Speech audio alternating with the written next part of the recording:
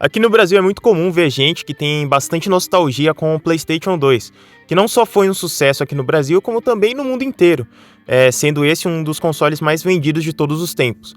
Porém, diferente da maioria das pessoas da minha idade, o console que mais me dá nostalgia nem é o PlayStation 2, mas sim o seu antecessor, o PlayStation 1, que foi inclusive o meu primeiro console. E ele foi marcante para mim não só por ser o primeiro console, mas foi o console que me apresentou o meu gênero favorito de jogos, que é jogo de luta. Um gênero que era mais nichado no passado, né? E que hoje em dia pode-se dizer até que está bem popular, com o lançamento de Street Fighter 6 e Tekken 7, que furaram a bolha e agora muita gente conhece esse estilo de jogo, ou até mesmo com a popularização dos jogos na NetherRealm, né? Tipo Injustice ou Mortal Kombat mesmo. E o primeiro jogo que eu joguei no meu PlayStation 1, no caso, o primeiro jogo de luta que eu joguei, foi Street Fighter. Mais especificamente Street Fighter EX 2, que é um jogo da franquia Street Fighter EX, que é um spin-off com uma jogabilidade meio 3D ali, que foi lançado ali na geração do PlayStation 1 e do PlayStation 2. E desde então eu me apaixonei por essa franquia. Eu tenho 1000 e poucas horas no Street Fighter 4, no Ultra Street Fighter 4. É um dos meus jogos de luta favoritos, inclusive é o meu jogo de luta favorito, né? Pra mim é o melhor jogo de luta já produzido na história e nada nunca vai bater esse jogo. Nem o Street Fighter 6, que é excelente, mas não chega aos pés do Ultra Street Fighter 4, na minha opinião, obviamente. O Street Fighter 4, inclusive, tá no meu top 5 de jogos favoritos, não só jogos de luta, jogos favoritos mesmo. E não sou só eu que amo Street Fighter, né, obviamente. Street Fighter pode-se dizer que é o jogo de luta mais popular de todos os tempos. Você pega aí qualquer edição da EVO pra você assistir, e Street Fighter vai estar sempre no topo de audiência do evento. Você pode ter até Dragon Ball Fighter, Smash Bros. Como jogos muito assistidos, mas Street Fighter vai estar sempre no topo. Porque é não só o melhor jogo de luta, e muitas vezes, né? Mas também porque a competição é altíssima e é popular, inclusive pela sua competitividade. E é lógico que existem várias razões para Street Fighter ser o jogo de luta mais popular. Seja por momentos muito emblemáticos e marcantes em torneios como o Evo Moment 37, ou até aquele combo absurdo do Daigo com o Evil Ryu no Street Fighter 4, ou seja até por mecânicas que são extremamente consistentes, e até mesmo por ele ser aclamado como o jogo de luta mais antigo, como a franquia de jogo de luta mais antigo. Mas com certeza o motivo por trás de toda essa popularidade dessa franquia lendária está sem sombra de dúvidas nos seus personagens. Ryu, Gaio, Ken, Kami, DJ, Chun-Li, Blanka. Esses são personagens que não só estão ali no imaginário das pessoas quando se fala de jogo de luta, mas quando se fala de videogames de fato. Muita gente se lembra desses personagens. Porém, mesmo eu sendo um ácido jogador de Ryu, em todas as interações da franquia Street Fighter existe um personagem que eleva o jogo a um outro nível, seja em design, história ou até mesmo em suas mecânicas. Esse personagem é o Akuma. O demônio do punho se mantém ao lado do Ryu como um dos rostos de Street Fighter, e eu gostaria de falar mais sobre o quão emblemático é esse personagem, o quão a história dele é interessante, seja a lore dele dentro do jogo ou o histórico dele dentro da franquia Street Fighter. E é disso que eu vou falar hoje.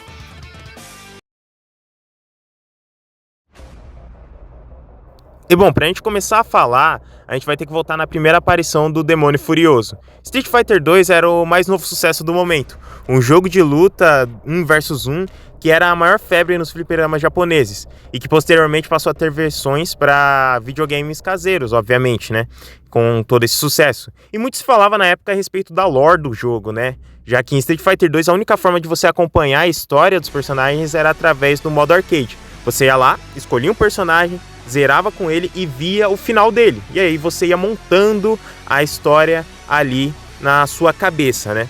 Naquela época, o Ryu e o Ken eram sem dúvida os personagens favoritos dos fãs. O Ryu era um japonês, um órfão que foi adotado pelo mestre Gouken, um mestre de artes marciais especializado na arte do Ansatsuken, ou a arte do punho assassino, um estilo de luta letal criado para ser usado na guerra e que foi passado para o Gouken, que, percebendo a natureza violenta do Ansatsuken, percebendo que isso podia ser problemático, já que agora eles viviam em tempos de paz e não existia mais guerra, ele adaptou essa arte, tirando muita coisa da letalidade que tinha nela, mas sem reduzir a sua força. Através disso ele ensinou o Ryu no caminho da luta desde que o Ryu era muito novo, para que posteriormente ele saísse viajando pelo mundo desafiando os lutadores mais fortes, a fim de se aprimorar como um guerreiro completo. Em contraparte, a gente tinha o Ken, um garoto americano extremamente indisciplinado, vindo de uma família abastada e que nunca foi um bom exemplo de comportamento. E a fim de melhorar o seu comportamento e disciplina, o pai do Ken,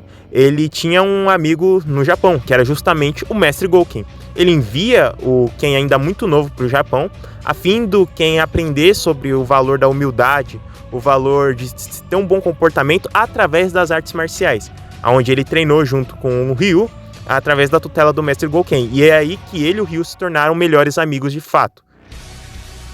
E não só melhores amigos, como também os aprendizes mais fortes que o Gouken teve, né? Porém, muito se falava na época de que talvez seria possível jogar com o mestre do Ryu e do Ken no Street Fighter 2. Vários boatos se espalharam e tentativas de jogar com ele foi o que não faltou.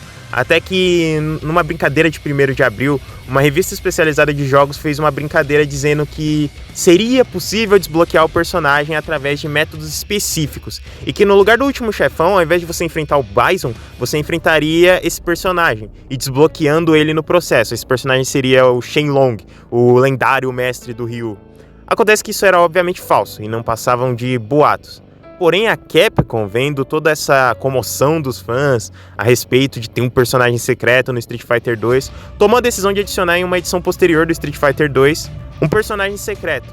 Em Super Street Fighter 2 Turbo, caso você jogasse no modo arcade com qualquer personagem, vencendo todas as lutas, sem usar continues, obviamente, e vencendo 3 lutas por Perfect, quando você chegasse no Bison, o último boss, o vilão final, um misterioso guerreiro apareceria e nocautearia o vilão, iniciando uma luta agora contra ele. Esse era Gouki, ou Akuma. Porém, diferente do que muitos pensavam a princípio, esse não era o mestre do Ryu ou o mestre do Ken, mas sim um guerreiro corrompido pela ambição de poder e que estava ali só para testar suas habilidades. Existem algumas versões do passado do Gouken e do Akuma, porém o que é consenso em todos os jogos é o seguinte: Gouken e Akuma eram irmãos, eram 2 aspirantes a artistas marciais e ambos ficavam sob a tutela do mestre Gotetsu, um exímio lutador que dominou todos os aspectos da arte do punho assassino e passando seus ensinamentos para os seus alunos. Porém, o Ansatsu Ken era muito mais amplo e possuía mais segredos do que se podia imaginar. E um deles era o Satsui no Hado, uma força que poderia ser adquirida através de um treinamento específico que garantiria ao guerreiro um poder extraordinário, acima da maioria dos artistas marciais, mas que vinha com um preço muito alto a se pagar. Seria a corrupção da própria alma do lutador em troca desse poder.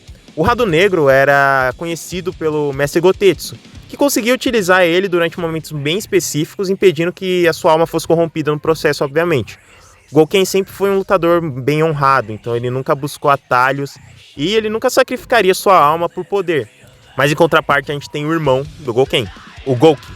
Ele era diferente, um homem faminto por lutas e que apenas buscava se tornar invencível, o mais forte de todos. Ao saber sobre os incríveis poderes que o Satsui no Hado poderia garantir a ele, ele começa a praticar. Porém, o mestre dele rejeitou ele e ele foi banido do seu dojo. Se isolando nas montanhas, nas florestas, ele persiste em seu treinamento a fim de dominar os poderes ocultos do Rado Negro. Após muito praticar, ele finalmente atinge a sua tão esperada iluminação, em um estado onde ele tem total compreensão das técnicas do Ansatsuken, que agora poderiam ser ampliadas através do uso do Rado Negro. Hadouken agora se tornava Go Hadouken, Shoryuken se tornava Go Shoryu, e por fim a sua técnica mais forte e mais letal, proveniente do Rado Negro, Shun Gokusatsu, a técnica final e suprema do Akuma, uma técnica que ignora a invulnerabilidade ou a defesa de seu oponente, já que o alvo dessa técnica não é o corpo, ele não visa bater no corpo, mas sim a alma, que ao ser golpeada e destruída acarreta na morte do lutador. Akuma agora tinha em suas mãos o poder que ele tanto desejava e que tanto buscou. Mas ainda lhe faltava algo para provar que ele era o mais forte de todos. Ele ainda precisava provar que superou seu mestre. Ele precisava se provar como o maior lutador de todos. E a fim de tirar limpo quem era o mais forte, ele vai até o seu antigo dojo e desafia o seu mestre, travando uma luta épica contra o seu mestre, sendo essa extremamente equilibrada, já que os dois eram mestres exímios de sua arte. Porém, ao conseguir uma brecha na luta, Akuma executa o seu golpe supremo. Golpeando a alma de seu mestre, ele destrói completamente e se sagra como vencedor dessa luta. E a partir daí, ele não se importaria com mais nada e com mais ninguém além de sua própria força. ele só se focaria em ampliar suas forças e conhecer o limite do Satsui no Hado. E após isso, seu objetivo é enfrentar oponentes fortes e dignos, para que ele se aprimore cada vez mais. Vale lembrar que a morte do Gotetsu influenciou o Goken, o mestre do Ryu, a desenvolver o Munoken, que se o Satsui no Hado é um caminho de violência que busca poder, o Munoken seria o caminho do nada, um caminho pacífico, através de técnicas que não visam matar o seu oponente. O Shoryuken agora não visa golpear para matar, não visa golpear para destruir o seu oponente, mas sim para nocautear ele. Técnicas que não visam matar, mas que são tão fortes quanto as técnicas do Satsui no Hado. Após esses eventos, em Street Fighter Alpha, é quando a gente descobre que o Ryu já conhecia o Akuma. O Akuma que a gente vê no Street Fighter 2, o Ryu já conhecia ele.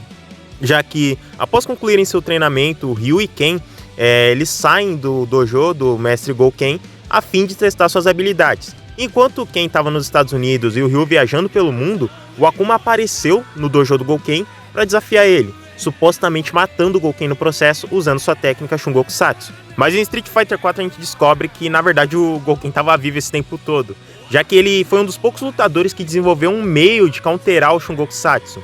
E ao ser atingido por essa técnica, ele esvazia sua alma de seu corpo, conseguindo manter ela intacta, assim como o Gen, o infame assassino de Hong Kong, também fez em sua luta contra o demônio do punho. Algo interessante sobre o Akuma é que a sua história retratada no jogo sempre demonstra ele como um personagem de poder inigualável, insuperável. Ele é capaz de destruir veículos blindados, montanhas, e sempre demonstra uma indiferença e frieza absurda com guerreiros que ele não considera fortes o suficiente ou indignos, como o Dan ou a Sakura. Mas sempre apreciando um bom combate, como é no caso de enfrentar o Gen ou o Oro, que são dois guerreiros extremamente fortes e que ele vê neles um potencial absurdo, assim como o próprio Ryu, já que o Ryu guarda nele resquícios do Satsui no Hado. E isso se reflete diretamente na sua gameplay. Desde a sua primeira aparição em Street Fighter 2, ele se mantém no topo das tier lists como o personagem mais forte entre todas as interações de Street Fighter, seja em Street Fighter ou até mesmo em universos paralelos. Já que em Tekken 7, no ápice da guerra entre a Mishima Zaibatsu do Heihachi Mishima e a D-Corporation do Kazuya, um misterioso lutador surge, clamando para si mesmo o título de insuperável, surgindo como um espírito de vingança que apareceu para punir e matar Heihachi e Kazuya Mishima, a mando da já falecida Kazumi Hashijo, a mãe do Kazuya e a esposa de Heihachi.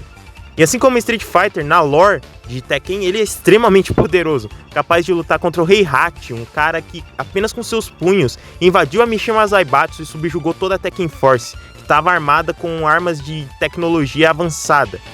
A sua versão jogável também não fica muito atrás, já que em sua gameplay ele possui ferramentas extremamente úteis. Vale lembrar que a versão dele do Tekken 7 é a versão dele do Street Fighter 4, que também era muito poderosa. E a gameplay dele, as mecânicas, todas as estratégias que você pode fazer com ele são sem dúvida uma das melhores de todo o game, ficando de novo no topo das tier lists, sempre estando presente em eventos como o Evo e eventos de luta do próprio Tekken.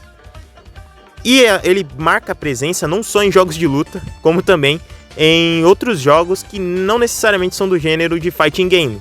Em Asura's Wrath nós temos o encontro do deus mais furioso de todos com o demônio mais furioso de todos, sendo esse o episódio mais difícil de Asura's Wrath sem sombra de dúvidas. Você tem que acertar uma série de time events no tempo correto, além de ter o modo de luta que simula uma luta no Street Fighter 4, que é extremamente interessante. E sabendo de sua relevância e importância, a Capcom, em sua mais nova empreitada no Street Fighter 6, decidiu escolher Akuma como seu personagem de encerramento da Season 1, do primeiro ano de Street Fighter, sabendo, obviamente, que ele venderia muito os passes de batalha, além de, claro, manter um hype pro jogo, né? Isso é bem óbvio.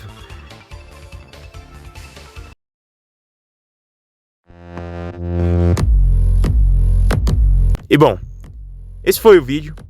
Eu queria dar uma recapitulada e um resumo na história desse personagem que eu gosto bastante, que pra mim é um dos melhores personagens de Street Fighter, sem sombra de dúvidas, e que tem uma história muito interessante, não só dentro do jogo, como fora dele também.